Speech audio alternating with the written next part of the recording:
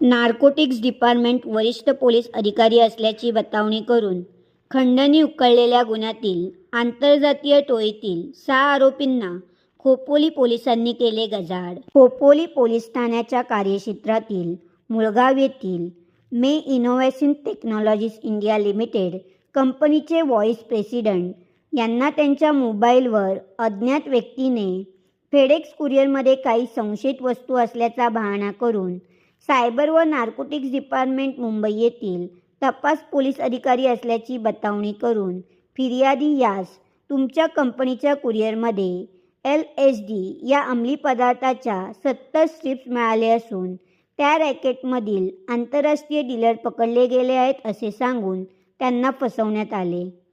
फिर्यादी यांना फसवणूक झाल्याचे लक्षात आल्यावर फिर्यादी यांनी खोपोली पोलीस ठाण्यात तक्रार केली। केलेल्या तक्रारीवरून खोपोली पोलीस ठाणे येथे भादवी कलम 388, 420, 429, 384, 465, 468, 471, 484, 120 प्रमाणे गुन्हा दाखल करण्यात आला। सदर गुन्ह्याचा तपास हा खोपोली पोलीस स्टेशनचे पोलीस निरीक्षक श्री शीतल राऊत यांनी तपास पथकाचे प्रमुख श्री अभिजित वरांबळे व अंमलदार यांच्या मदतीने सुरू केला होता।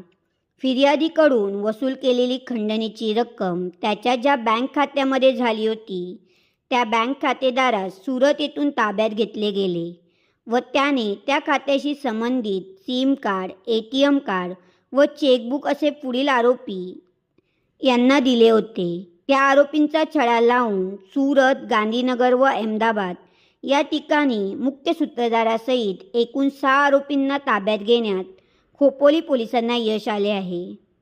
आजपर्यंतच्या तपासामध्ये फिर्यादीकडून 19,89,055 रुपये स्वरूपात उकळलेल्या रकमेपैकी 9,97,000 रुपये रक्कम जप्त करण्यात आली असून 21,59,000 रुपये किमतीची गुन्ह्यात वापरलेली क्रेटा कार व एकूण 16 मोबाईल असा मुद्देमाल हस्तगत करण्यात आलेला आहे।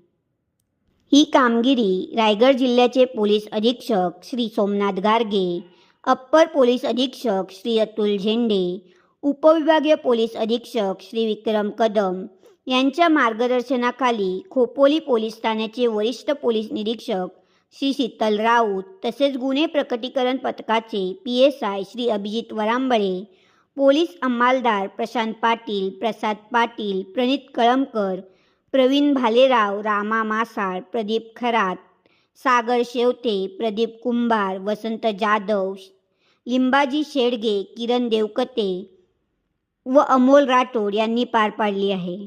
पोलीस प्रशासनातर्फे माननीय पोलीस अधीक्षक श्री सोमनाथ गारगे यांनी जनतेला आवाहन केले आहे की अशा भूल, तापा व धमकी स्वरूपात फोन आल्यास त्यातला बळी न पडता व न घाबरता तात्काळ जवळच्या पोलीस ठाण्याशी संपर्क साधावा किंवा 112 या क्रमांकावर संपर्क करावा असे आवाहन करण्यात आले आहे।